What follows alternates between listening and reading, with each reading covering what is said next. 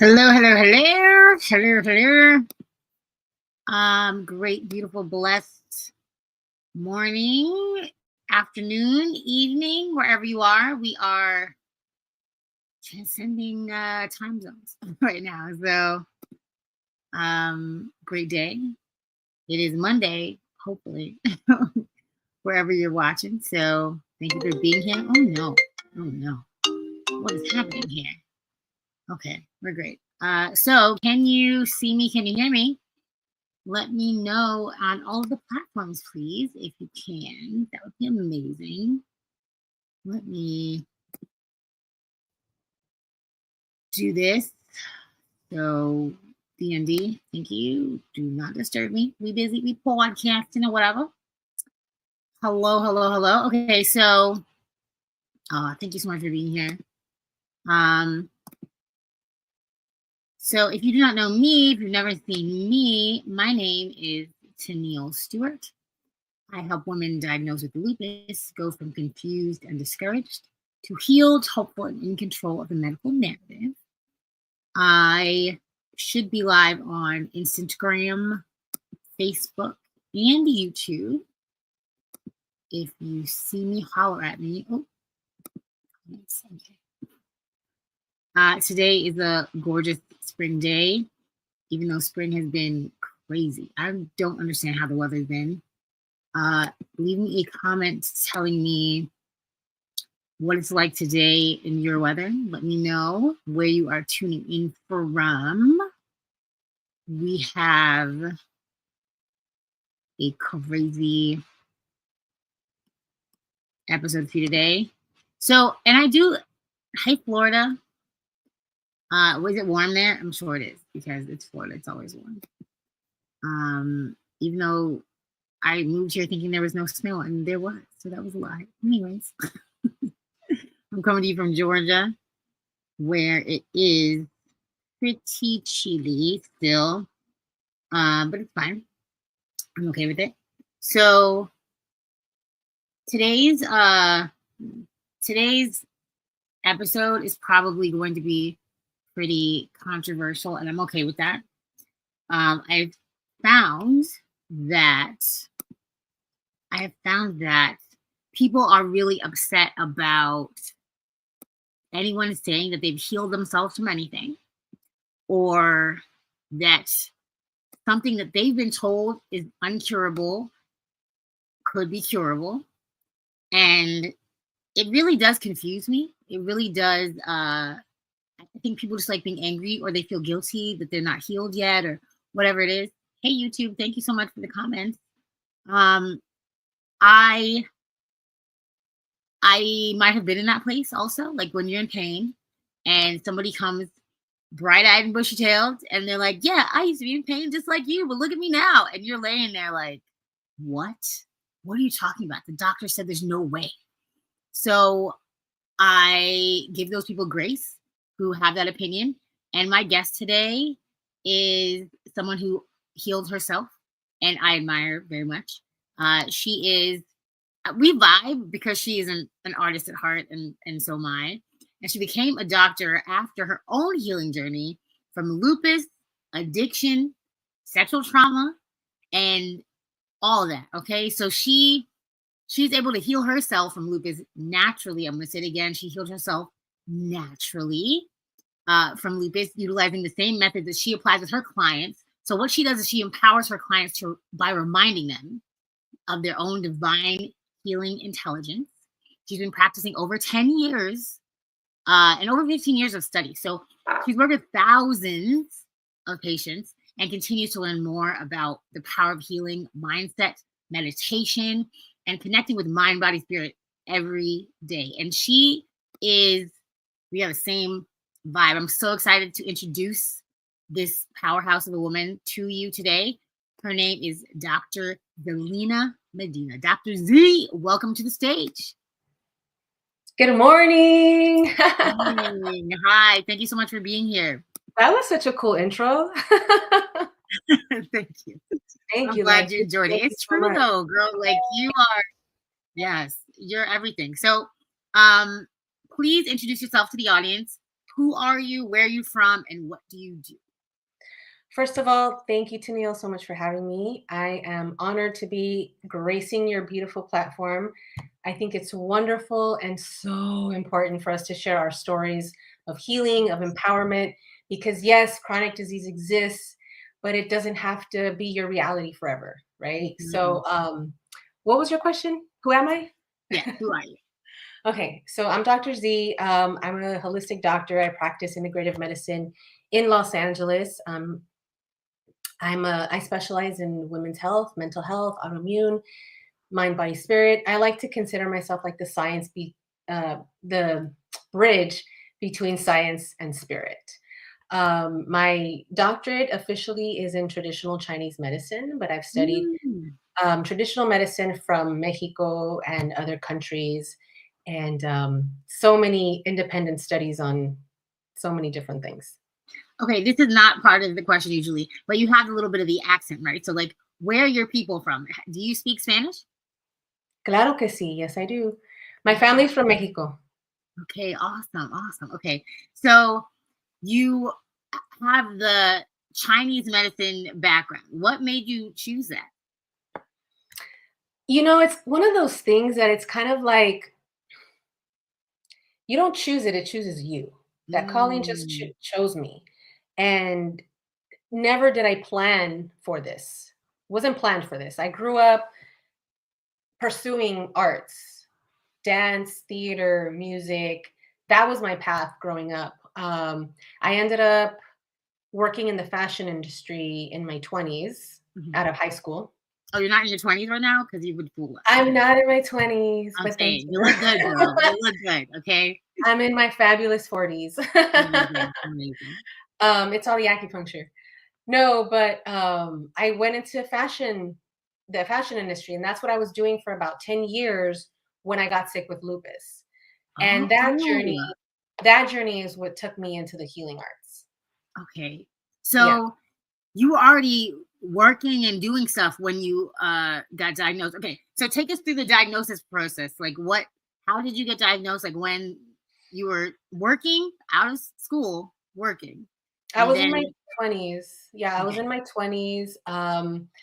And just to give you some context, like I grew up in Highland Park in I come from a history of lots of trauma, complex trauma, Mm, that was completely unresolved. Like I had not coped with it or dealt with it. My way of coping it when I was young was dance and music, right? And then when I got older, I was working full time, and my way of escaping was dancing at the clubs. mm, And then that turned into alcohol and drugs and blah blah blah, right? So yeah. that was my way of coping, which was really an escape mechanism. And so the trauma combined with my lifestyle, combined with certain hormonal changes that I went through because I had been on birth control for so many years, and then I just got Mm, off. Um, and I don't even remember why I got off all of a sudden, but I got off birth control. So all of that kind of like snowballed, right? And I was in my 20s, living an unhealthy lifestyle, dealing with this trauma that just like it was like a whisper, and then it just kept getting louder and louder and louder. The drugs and alcohol made it worse. yeah. And then I just kind of spiraled, and I was in this health crisis. I had all these horrible symptoms that just kind of like came out of nowhere one spring and summer. It was like March, April, May, and I started to just develop all these symptoms really rapidly. I Wow. had been having symptoms when I was younger, as young as 16, but I was always ignored, and they were pretty mild. So I didn't really like, pursue it. But in my 20s, they got stronger and stronger and stronger. And it's that like your body's whispering, right? The symptoms. But then when you don't pay attention to your body and give it the care that it needs, then it's gonna shout in the form of symptoms. So those symptoms got more and more aggressive. And it started with things like fatigue and headaches and dizziness. And then eventually it was like joint pain and swollen joints. My fingers were so fat. Oh, And I had ulcers in my mouth, and I had those for years, not knowing that they were not normal. right. I just thought That's the everybody had part them. that people don't realize that like this should not be happening. They're just like, oh, this happens to me. No. That your body's telling you something, girl. Like you should figure that out. Yes. That's my thing with painful periods. Women think that it's normal. It's not, because It's it's common, not. but we're It not is supposed to be not. in pain. I'm not in pain during my cycle. I'm usually Same, feeling pretty fabulous, but I do same. like to rest. I mean, I don't know if I'm fabulous, but like I'm a little moody, I'm a little emotional. But like yeah, I when I was younger, I thought that was normal. Like I had cousins and stuff that were doubled over, where like couldn't go to school, all kinds of stuff. And I thought, oh, that's normal. And it's No, really not. it's some sort of trauma to the womb, or hormonal dysfunction. I mean, it could be a number of things, right? But those are usually the main ones. Right. So anyway, I had all these symptoms. My fingers and my joints were swollen, my legs and feet, and oh, and I had a rash. I had a rash on my face and then on my arms, and they just started to spread. And then it got really bad to the point where I would urinate, and they would be, foamy, right? And then it Mhm. wouldn't come out. Sometimes I couldn't pee, and so my feet were so swollen that I couldn't even wear regular shoes. I had to wear flip-flops. So Oh, I was like, okay, something's really wrong. And I did go to the doctors. They finally, like, I had an appointment with a rheumatologist. mhm. And actually, I was in Mexico. I wasn't even here, Oh because man. here the doctors paid no attention to me. Wait. So you had to go to Mexico to I get. was happening to be traveling. I had a trip planned, right? And I said, you know what? This is getting really out of hand. And over there, it's a lot easier to get care. Mm, And they do okay. more thorough analysis when you're there. Mhm. So I was able to see a rheumatologist without getting a referral. Mm. And they immediately were like, you have lupus. They immediately did the panels. They checked my ANA levels, and the whole autoimmune panel, RF levels, kidney function, all that. So they Uh, did that immediately. Like you went to the doctors in America. They were like, "You all right, girl? Chill out. Go walk it off." And you went to Mexico, and you were like, "This is too much. I gotta go to the doctors anyways." And they said, "No, this is definitely lupus." Like that appointment. yeah. Yeah, and to be fair, this was 2007. Lupus was really rare back then. And I was in my 20s, so they were like, "You're just stressed." Mm. So it was a rare thing to see back then, and there were no functional medicine doctors back then, no autoimmune experts, because it was so rare back then. Um, and even in Mexico, it was very rare too. But I think they just approach medical care very differently there. Hmm. So anyway, I got the diagnosis, and just kind of sat with that for a really long time, because I had been dealing with addiction as well. I was Hmm. incredibly depressed and anxious, and had lots of trouble sleeping. So obviously the depression got worse. And I sat in that dark, depressive place for a long time. It's not like I was just like, okay, I'm just gonna like get better. No, it took me a long time to get to that place of, you know what? Like, no, like I'm gonna keep going. But when they diagnosed me, it was very somber. It was like, there's no cure. You're gonna have this for the rest of your life. Um, you're probably not gonna be able to have kids, and you're going to be in pain every day. You will not be able to run or jump or do anything strenuous. Yeah. Um, and if you don't take this medication, you're going to die because your kidneys are failing. Yeah. Yes. Um, Okay. So they told you that, and you're in your 20s. They tell you that, and then you just go home. Like, what was the rest of that trip like? How, like, were you okay for that trip? no, I don't really remember. A lot of that time is a little bit foggy, just because of everything that was happening all at once, and I felt like Yeah. my world was collapsing. It feels so unfair. It's like I'm 27, and I feel like I'm 80 years old. Like I'm in Hmm. pain, like I'm in bed all the time. Um, all these things, right? All Right. these This is so unfair. This is so unfair. And I was so angry, and I was so depressed. Yeah. And then back then there was not a lot of data on it. So Mhm. you go online and it says survival rate for people with lupus is 5 years. I didn't Right. know what that meant exactly. When I read it, I was like, I'm gonna die in 5 years. That's what I Yeah. thought. Yeah. Yeah. And Um, you're not a medical professional at this time. You just no. are reading as a regular schmegular person. Right. That's so So crazy. so yeah, and then I came back home and came back to LA, and I just kind of like sat with it for a while, and I felt very out of control of what was happening with my body. And I sat in that place for a really long time. Eventually, I decided not to take the medication. And this is not something I recommend to anyone. But for some reason, something inside me said, because I did a lot of research. I went online, and back then, the only thing I could find were message boards, forums of people like talking about their lupus together. And everybody was taking the medication. They were not seeing a reduction in their symptoms, and they had side effects from the medication. So I was like, why would I do that? How is this helpful? Right? It's only making it worse.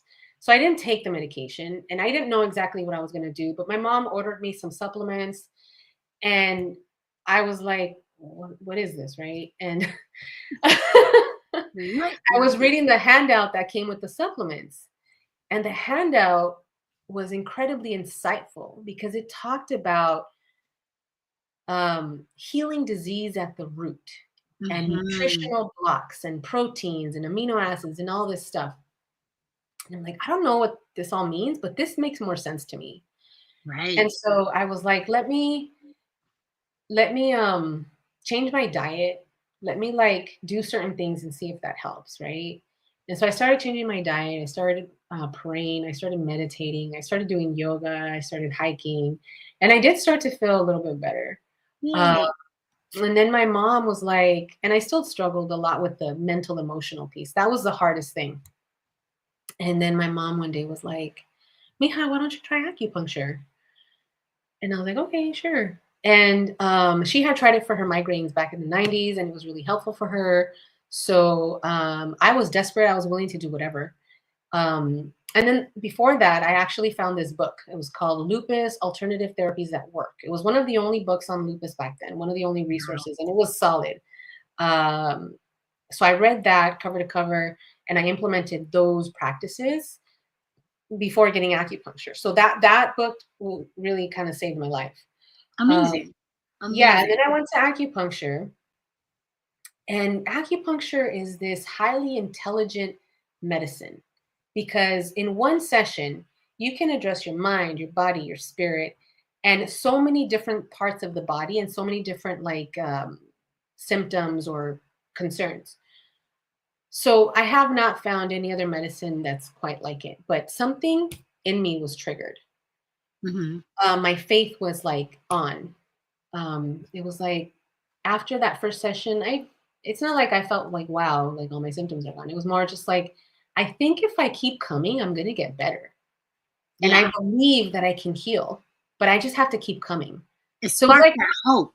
It was like hope, and my faith turned on. It turned on a switch. And so I did. I went 3 times a week because that's what I was recommended. I went 3 times a week, and I took the herbs. And within 1 year, after getting that diagnosis, my labs were normal. Wow. Or wait. Within range. Yeah. Okay. So that's wild to me. Okay. I want to tell you that I've done acupuncture. Definitely wasn't 3 times a week. I was doing it maybe once a week, ? And there's a little Asian man, adorable. He was telling me his life story every session. He has a book that he wrote that was about his life story. So like, this was my session in Mount Vernon, New York. I don't remember his name, but it was very lovely. He gave up on me eventually. It was really, he was doing it to my leg because I've had so many blood clots in one leg that like it's very discolored and weird and hard in some places, and it's weird. So he was gonna fix that, right? Remind me where you are. You're in New York? I was. I lived in New York. I was born there, and I lived there again after high school for 12 years. So I was there for a long time. I was in Mount Vernon, New York, upstate New York.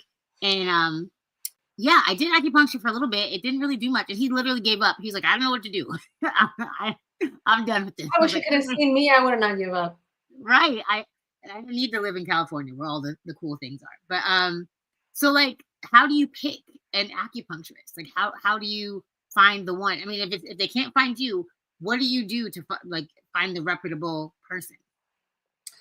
I truly feel like in my own personal healing journey, there was a lot of divine intervention. I feel that because I surrendered my life to the spirits and to God and to the universe, it guided me to where I needed to go. And it placed people on my path that were like massively instrumental to my healing journey.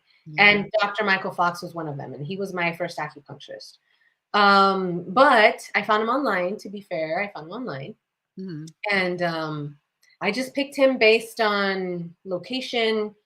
I think back then there was something called AcuFinder. I don't know if it still exists, but I just found him. Okay. But the way to pick a provider, I would say, is like definitely look for someone that's close to you, because you don't want to go travel an hour away, get, feel amazing, and then have to take a whole hour to drive back home and get stressed out in that commute. Right.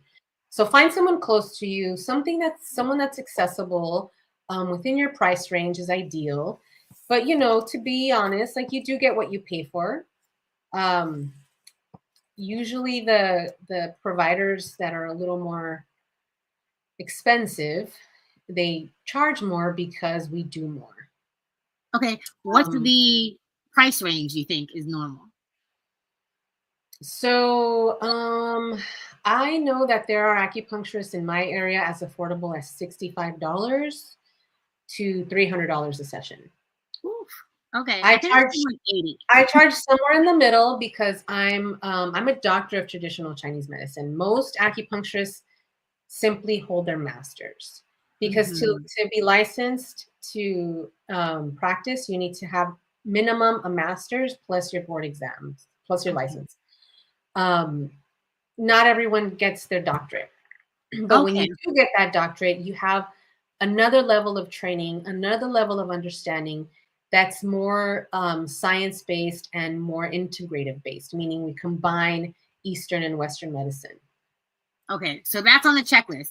Y'all, if you're looking for an acupuncturist, you want them to have, if you can afford, you want them to have not only the master's, but their doctorate, so that they can really do it, especially if you're doing it for lupus or autoimmune disease, that kind of thing. Yes, I would go back to an acupuncturist. It was a great time, even though he didn't do much to me. Yeah, I think acupuncturists are known more for pain, right? That's the common thing that we're known for. And when it comes to insurance, they only cover acupuncture for pain diagnosis and for cancer, chemo-related side effects. So they don't cover for an autoimmune condition. They don't cover for that kind of stuff, but they'll cover you for pain. So it is important to know that. But when it comes to choosing an acupuncturist, if you have an autoimmune condition, definitely try to find someone that specializes in autoimmune or something similar. Cancer and autoimmune, I feel like, are very similar in how they are caused in the body. Yeah. And we'll get into that a little later. So there are specialists in oncology as well. Okay. Awesome. But yeah, definitely find someone that's specialized in that, because a lot of acupuncturists do just focus on pain. And if that's all they're going to focus on, they're probably not going to be of much use to you to treat the root cause of your autoimmune condition. Right. Me, I feel like I have that specialty, that knowledge. I've worked with patients with autoimmune for many years, and I've personally gone through it. Yeah. So for me, it is a struggle to find someone that can help me, because a lot of the acupuncturists in the area don't specialize in that. Right. That might be something you need to be teaching soon. So just keep that open. Yeah. So getting back on the train. Sorry, I had questions. Okay. So now you are healed. You're within range. You are, blood work is good. Now what happens? Like you. Oh yeah. So So it was a year later. So it was 2008, I guess, or maybe 2009. One of those years, and my labs were normal. I was within range. I had started. So within my healing, that 1 year of me healing and starting to delve into that, I had to figure out what I was going to do as a career. I knew I didn't want to go back into fashion. I felt like that career just wasn't making me happy, and it was going to maybe not be the best thing for my health. Right. So one day I was just kind of sitting around, because I took a year, maybe 2 years off to heal, to focus on healing. I quit my job and I was Amazing. solely focused on this. And I will say that the only reason I had a quick response, quick turnaround with my labs is because I took all that time off. And because I was young, I was in my 20s. Right. The Wow. younger you are, the more focused you are, the easier it can be. Yeah. So I one day was thinking about what I was going to do for work. And I knew I wanted to do something in the healing arts because it had been such an impact on me. And I considered a few other things, but then I said, you know what? I think I want to be an acupuncturist. Acupuncture is so cool. Yeah. And I was getting acupuncture by interns. And so I asked them some questions. Like, how do you guys like acupuncture school? What's it like? Do you love it? What do you study? And they're like, yeah, it's cool. So the next day I went to go take a tour of the university near my home in downtown LA. And I was enrolled by the end of the week. Wow. It was almost like a no-brainer. I didn't research it. I didn't really give it much thought. It was just very much like, yeah, this is what I'm going to do. So again, it just felt like the calling just chose me. And I really feel like there was a lot of divine intelligent guidance going on. And so the rest is history. Like I got my master's in 2015. It took me a long time. I was still dealing with lupus, and I would get flare-ups whenever we'd have exams. Yeah. So that was challenging. I ended a toxic relationship in 2012. Good job. We're proud of you. Fell in love in 2013. Aww. And then my symptoms completely disappeared after that. Aww, and I've been symptom-free. So 2013, 12 years now. Oh my goodness. That's so lovely. Love heals, y'all. Love heals. That's so beautiful. It truly does. And it can also not be the best thing when you're in the wrong relationship. Yeah. But yeah, it was, and you know, it wasn't just that. Like, I wasn't just doing acupuncture and herbs and diet. I went deep into my spiritual healing journey to address those traumas. I went to therapy, years and years of therapy, and sat in many plant medicine ceremonies, sat in native sweat lodge ceremonies, so many different rituals. I traveled to Mexico, I traveled to Peru, I traveled to the Amazon to sit with these plants and really gain the wisdom and the insights and the intelligence that they have to offer, because all plants have a spirit. All living organisms have a spirit. And the plants truly have a spirit that can teach you and guide you and help you heal. If that's the path that calls you. It's not for everybody, you know, like ayahuasca, psilocybin, wachuma, peyote, like all of these medicines are incredibly sacred. They need to be handled in such a way. They need to be ritualized and respected. And that's how I did it. And they've been my master teachers. Okay. So that's how I was able to address my trauma. So in my hallucination of what you're saying is that we're going to need, and this is what I believe also, it's almost hard for me to tell people this, like, unless they are specifically coming to me for you know, coaching and they really want to talk to me. I'm not saying this on the internet, so everybody be lucky. I'm paraphrasing what she's saying. We're going to need to deal with, as a chronically ill human, you're going to need to deal with mind, meaning therapy, meaning it might be plant medicine, it might be, you know, prayer, it might be all of them. Mind, body. She was hiking. She was doing things that, going to sweat lodges, doing things that helped her body to come back into itself and stop fighting for its life. Resting. She took a full year off, rested, and then mind, body, and spirit. So literally, whatever you call God, whatever spirit you connect to, find that and hold on tight. You need to talk to somebody. You need to really do the therapy, really do the movement, the acupuncture, the eating properly. All the things are together. This is not, she's a doctor, but she's not telling you take this pill.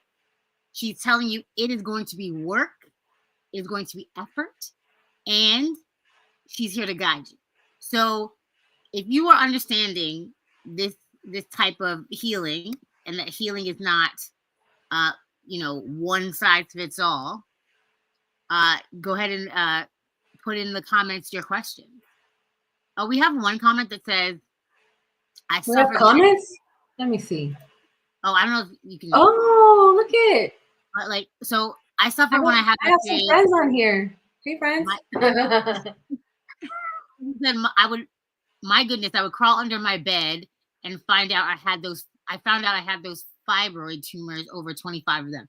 Yeah, that's from when you were talking about periods. So yeah, that is not normal. That is not how periods are supposed to be. They're not supposed to take you out forever. Have a good doctor in your corner, or several. Have a team. Most chronically ill people I know have a team of doctors. We have all the ologists, all the A ists. team is important. When I was dealing with a lot of my health issues, it wasn't just lupus. I also had a back injury and I had addiction, like I mentioned. Mm-hmm. So I had my chiropractor. I had my acupuncturist. I had a massage therapist I would see. I had a pain management specialist. Wow. And then I had my therapist. Did I ever mention that? Yes. So, and then I had, different spiritual advisors throughout my journey. Teachers, guides, just people that I looked up to that were teaching me about different things. So, so how did you get through? You were still addiction journey during all of this. You still had that going on. Like, when did that was within the year that you got rid of that, or it was before? I got into rehab, and all of this was at the same time. I was on psychiatric medication for a while. So I'm not going to say, and like, hey, medication is bad. Don't take medication. I think there's always a time and a place for medication. I think the mentality is, don't depend on it as a long-term solution. Mm-hmm. Take it short-term to get your body back into balance, but then find herbal remedies and find other lifestyle practices that are going to help keep you there, so that your body's not dependent on that medication. Because medication, although it's helpful, it ends up being toxic after a certain amount of time, especially for women with lupus, with kidney involvement. The kidneys are the primary filters and the detoxifying organs of the body, besides the liver and the gallbladder. And so they get damaged by these medications that are actually supposed to help them too, right? So that's why it's important to not rely on medication 100%. I agree. Integrative is the way to go. I agree. It's or at least as minimal as possible, right? Because sometimes you do have to take medication for your life, but as minimal as possible. Yeah, that they don't tell you. I was in my 20s when I had my first really, really bad flare up, and they did not tell me that there's all these side effects. Okay, like the way that I lost hair, the way that I like my bones were like more fragile. Like, were you taking prednisone? Oh yes, I took prednisone like 10 years straight at one point, something like that, or like at least off and on 10 years. And I've been as far up as like 60 milligrams to like 2.5 milligrams, right? Like in between all that. So they don't tell you. They're just like, take this, it's going to save your life. And then after you start getting some weird side effects, then they're like, oh yeah, that's a side effect. But like, nobody's reading the booklets now. Me though. Now I'm the one. I will read all of it and be like, excuse me, what does this mean? Excuse me. Like, and that's so important to ask those questions. I want to mention this because it's really important for anyone that's going to see a healthcare practitioner on a regular basis, whatever it's for, dental work, medical work. I went to the dentist last week, and I always go for my cleaning, but I rarely ever have to do procedures. I had to get a filling, and they didn't tell me what they were going to do. I said, wait, what? And so I started asking questions like, can you like tell me exactly, like give me a play-by-play of what you're doing? Because I need to know.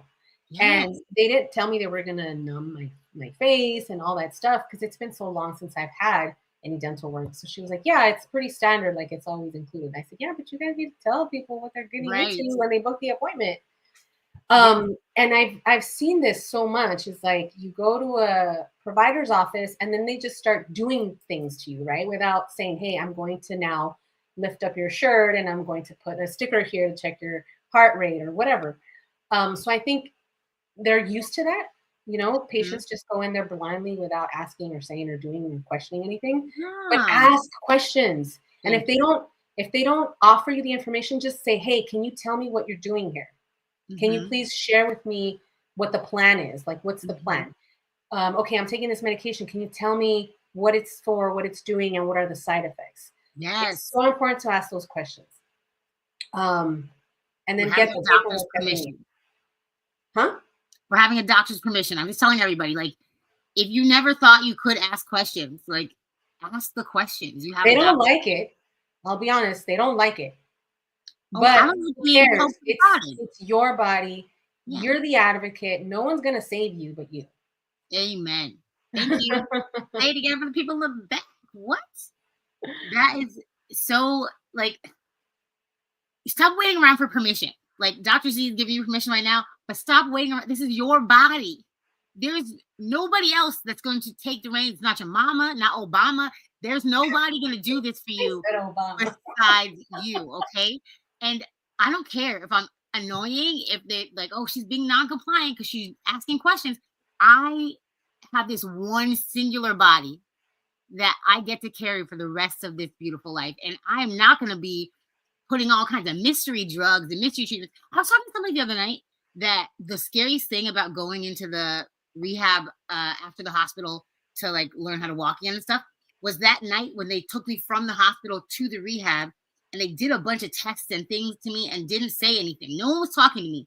I just remember the noises of like opening plastic things and like, and my blood pressure was crazy high because I was scared. They took me from one hospital to the rehab. No one said anything to me. My parents weren't allowed to be in the ambulance with me. And it was raining. I remember that night like it was yesterday, just how scared I was. I could have had a heart attack, stroked out just from this being afraid because I didn't know what was going on. My mind wasn't all there. They had me on all kinds of different medications, all that. And my heart rate didn't come down until the next day, like 24 hours or so later, because I was like told where I was and what was happening and that kind of thing. Good. Don't do that. That's so important. Yeah, that's so important. I think there's definitely providers out there that do that and they're more compassionate, but there's a lot of them that aren't. And I don't think it's like they're trying to be that way because they're not nice people. I think they're just generally focused on what they're doing and they become desensitized to like, hey, this is a person here with feelings and you need to like make her feel comfortable, right? So it is important to just be like, hey, and be respectful about it. You don't have to be rude or like challenge them. It's just more like, hey, I want to know what's happening. I want to know what we're doing. I want to know why, and I just want to be informed. I want to know what I'm doing. Yes. And how it's going to affect me because I want to make the best informed choice. And that's it. And you can always decline. You can always say, let me think about it. You can always say, I'm going to get a second opinion. And you can always consult with others. That's always okay. There's a lot of doctors and providers that offer free consults, even over the phone, to get a second opinion on anything. And I'm always available. My consults are free. If anyone out there has a situation, treatment that they're trying to consider, I'm definitely available for a second opinion. I do Wellness Wednesdays on IG every week. So if you have questions, you can always submit them there. But it's just important to be informed. It's really, really important. It makes me sad how, like for me personally, when the doctors told me my diagnosis and my prognosis, I was like, it made me sad and I absorbed it. But after a while, I was like, because, they told me I'd be in pain for the rest of my life. I couldn't run. I couldn't have kids. There was no cure, blah, blah, blah. And I was like, no, I don't want to believe that. Yeah. And not just because the doctor says it does not always mean it's true.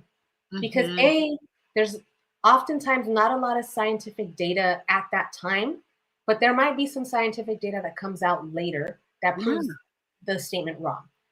B, they make mistakes. They're human. We make mistakes. I've made mistakes. I don't know everything, and I'm not going to pretend I know everything.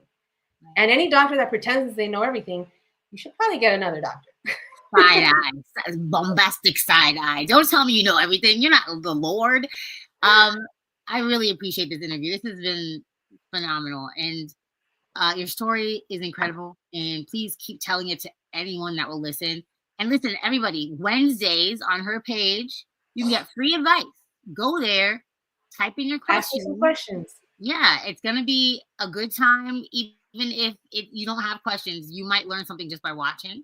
So please plug anything that you have going on. What else do you have Oh my going on gosh, right it's now? already 10:40. I didn't even get to talk about the science behind autoimmune conditions. Okay, we're gonna have to do another one when we can schedule it, because everybody got a schedule. Lord, Okay, I just want to share some resources really quick. okay, So, for those of you dealing with an autoimmune condition and you want to learn more and you're skeptical about this whole mind, body, spirit, and the woo-woo stuff, there's actually science to back it up. I'm not just speaking from my spiritual experiences.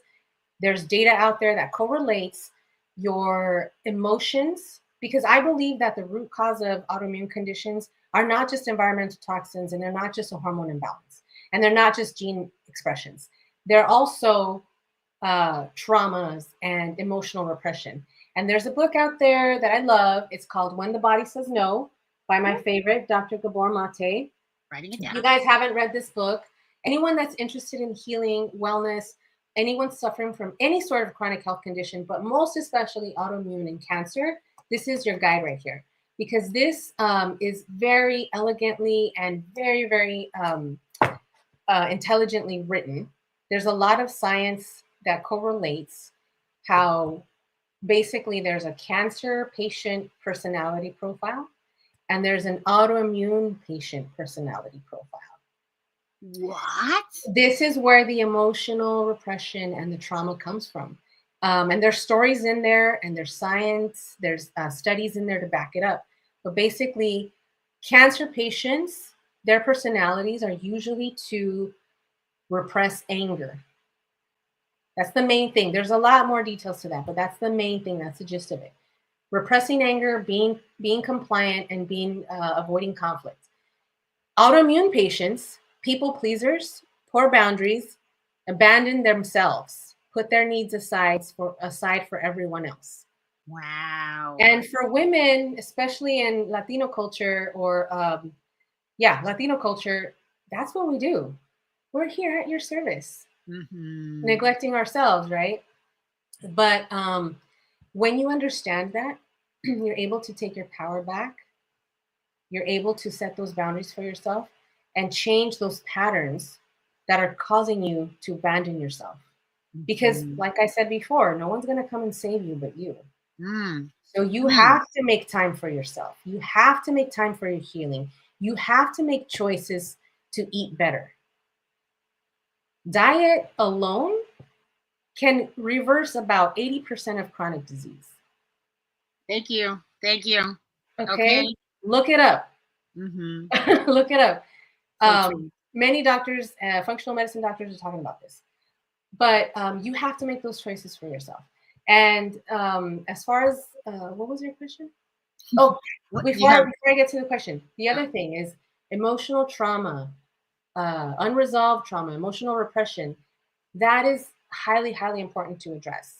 And it may be scary, but that's why you find support in the form of a therapist or a coach or a mentor, whatever it is. I mean, I am not going to say that I know exactly what's going to work for you, but I know what worked for me, and I know what works for a lot of my patients. And I've developed a program to help people with autoimmune conditions to heal naturally, utilizing all these tools, addressing the mind, the body, the spirit, and bridging science with spirit. This other book, Letting Go, The Pathway of Surrender, also very, very, very intelligently written. There's a lot of science behind this as well. This is a book that I read most recently. I read it last year, and it completely changed my life because one of the things that I've struggled with even more recently is my emotional well-being. I get triggered, I get emotional, I take things personal, whatever, right? This book changed all that for me. I don't do that anymore. I don't take things personal. And it really is letting go. So the letting go technique is about observing and feeling those emotions instead of avoiding them, keeping yourself busy, staying distracted, because those emotions go somewhere. They don't just like disappear. They get stored in the body, and if they're not addressed, they turn into a symptom. It could be pain, it could be a rash, it could be brain fog, it could be fatigue. And so the letting go technique, which is detailed in this book, helps you to observe those feelings and then let them go. And it takes practice. It's not like it's just going to, okay, I'm going to read the book and I'm going to be fine. You practice it every day. When you're triggered, feel the emotion, process it, and then let it go. Yeah. And there's different techniques. There's a lot of somatic techniques. There's breath work you can do. There's yoga, dance therapy. But movement is incredibly helpful to move all that stuff out. So if you're dealing with an autoimmune condition, you're probably tired and you're probably in pain, but it's so important to move your body. Yeah, you have Even to. just 5 minutes a day. Later, it'll be 10 minutes, then 15 minutes. Just take that one step, take that first step, make those choices to just do it. Yeah, even in the bed, there's bed workouts. There's all kinds of movement you can do. You have stagnant energy. You need to get moving. So no matter what the illness is, do your best to move. Exactly. You have to move your body. And there's so many different tools, but as far as finding me on social media, I'm on Instagram. That's probably where I'm most active. Dr. Zelina _Acuvida. I'm sure it'll be. Yeah, I'm going to have all of your links, of course. Yes. I have a website, drzelinamedina.com. What else? I have a YouTube channel. Okay, YouTube channel. I heard on your story today, you said you have something that you said people should come to. I don't remember what it was. Oh, I'm doing a detox right now because it's spring. Yes. I'm doing a liver, gallbladder, colon cleanse. So if anyone is watching this live and you guys want to join me, let's do it. I just started today. The liver and the gallbladder are two of the main detoxifying organs that are usually get packed up with toxins. The toxins calcify, they turn into stones. And if we don't do a flush, guess what? They're going to linger there. And it gets, these organs get so packed that when they get full, the toxins linger, guess where? In the gut. And guess what lives in the gut? Our immune system. So that's why you're having allergies. That's why you're having asthma. That's why you're having digestive dysfunction. That's why you have brain fog, joint pain, swelling. A lot of these autoimmune conditions, you can really resolve a lot of the symptoms with a good cleanse. So if you want to join me, let's do it. It's no cost for the consult. Basically what you'll do is you'll message me. We'll book a call. We'll talk. I'm not going to charge you for the consult, but you do have to buy some products because you can't detox for free. Like you need some products. And then it's like a 30-day more or less protocol. And that's it. Cool. That's a good start. I love that. That's a good start. The other thing is if you do have lupus and you want an inflammation guide, I have one available on my website. If you go to drzelinamedina.com, I believe there's a link that says lupus guide, free lupus guide or something like that. That's totally free. And that has like a really good kind of like 4-step simple process to get started on your healing journey. Amazing. Thank you so much. Look, she came here and she gave free resources. Okay. So don't complain. Doctors, they cost money, but there's all kinds of free resources as well. So besides being on this journey with her, she's doing this detox with you if you're going to do it. Okay. So yeah. And if I get enough folks, we'll do an IG group or something like that. And we can all support and cheer each other on. Because it's, sometimes it's hard, but it makes it easier when you have someone by your side. The other thing I was going to say is don't forget that your body has the innate intelligence to heal itself. It doesn't matter what you hear, what you read. You write your own story. Yeah. You're in charge of your body, not any doctor that you're seeing. You're in charge. Exactly. And everybody thinks it can't be done until you do it. Just do it. Like it's possible. It could be you. You might be the first one. I don't know what you're suffering from. You might be the first one, but it's possible. We have a living legend right here talking about healing herself. It took a year of being diligent in her practices. And there she goes. They said I would not be alive past 30 and I'm 39. So what are we talking about, people? It's High five. possible. Yeah, thank you. Thank you. On this show today. It's so possible. It's so possible. There's so many stories of so many people like having spontaneous remissions from cancer and MS and all the like. I'm not the only one, and Tenille's not the only one. There's tons of stories out there like this, and this is why I share mine, is to remind everyone that there's lots of stories out there like this. If you look at Dr. Terry Walls, she's an MS. She was an MS patient now, and she's been a doctor this whole time. And now she developed the Walls protocol, which is a nutritional based autoimmune nutrition protocol. Mm-hmm. And it's amazing. So check her out. And she has a wonderful, very inspiring TEDx talk. So check that out. Yeah, amazing. Dr. Goldner, what's her name? Oh my gosh, Dr. Goldner. She's got the lupus, autoimmune disease book. Brooke, yes, Brooke Goldner. Yes, I followed her protocol. I've done the 6 weeks with her, and amazing. People are saying great book, great convo. Holistic healing is the way. Thanks for sharing your healing journey, Dr. Z. Such a great interview. Yeah, all kinds of comments, all kinds of likes. Y'all share this interview. This is not just about you. This is not just about your journey. Someone else probably needs this. So share this interview, save it, like it, make sure that somebody else gets to experience these conversations. If they're feeling alone, they don't think anybody else is going through this, there's a lot of us. There's a lot of us who came out on the other side. Absolutely. So, healing is possible. Healing is possible. And if you need some support, I'm here. Yes. Reach out.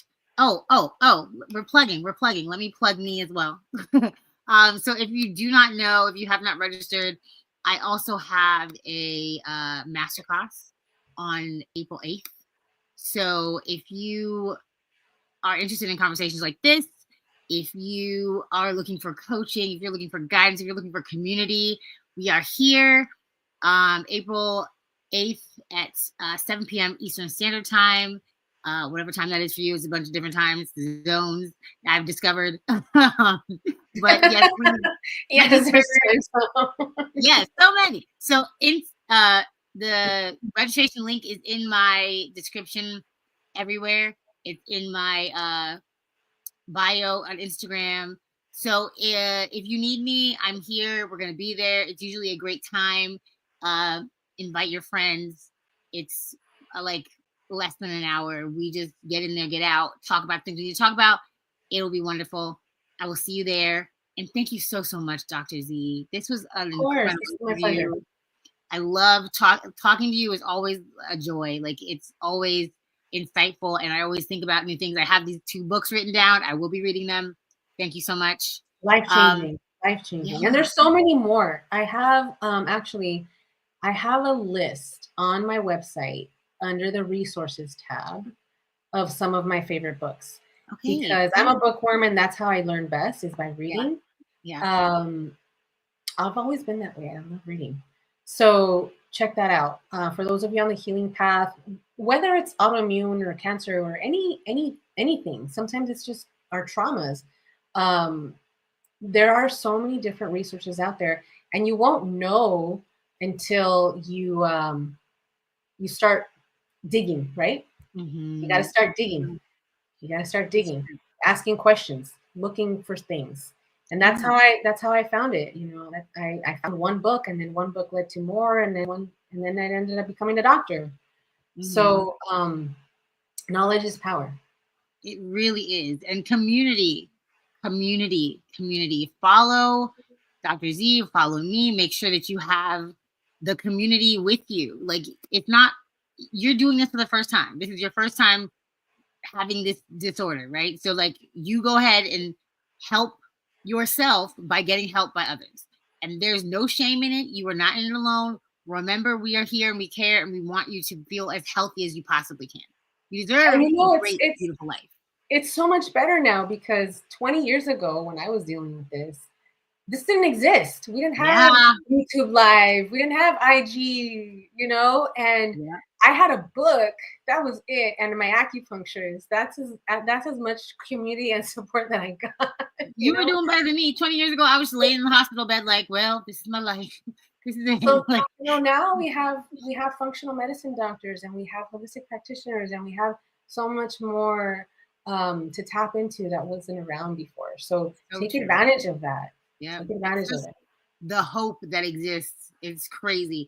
Like when I first got diagnosed, people would just say, "Oh, so and so died of that. I've heard of that. So and so died." Like that's not what the story is anymore. There's so many people who live and thrive and do wonderful things despite any chronic illness under the sun. So I totally my mom just told me the other day that someone she knows has been living with stage, I think 4 metastatic cancer for the past 10 years. Wow. And, you know, before you'd get the diagnosis and you'd be like, oh my gosh. But, you know, so many things are possible. My dad had cancer twice. Wow. And he's in his 70s and he's still kicking. He's kicking it. Wow. God bless. That's amazing. That's amazing. Like there's no such thing as a death sentence unless you believe that, right? Like exactly. If you believe you can or you can't, you're correct. So believe you can, you might as well. What's the point? Like, let's do this. The Power of Belief, The Biology of Belief. That's a book also by Dr. Bruce Lipton. The Biology of Belief? Wait, I'm writing that down too. The Biology of Belief. He studies how our minds and what we believe to be possible will affect our physiological health. Wow. Cancers have been cured just by believing that healing is possible. Yes. Believe healing is possible. It's possible. We believe it. You got to believe it too. I'm a believer. All right, y'all. Yes. All right, y'all. I'm going to have a beautiful day, everyone. Yes, bring us in for a landing. Thank you so much, everyone, for being on. The comments, the likes, the shares. Thank you so much, Dr. Z. You're amazing. Have a beautiful day, guys. Much love to all of you. Much love to all of you. Thank you, everyone in the comments. Cupcake, Mondo, my mama, Jerry, Shona, Honore. Thank you guys all so much. Jermaine, we got Jermaine Jackson in the house. Yes. But John, thank you guys so much for tuning in and for showing the love. Yes, thank you so much. Have a great day, guys. Bye.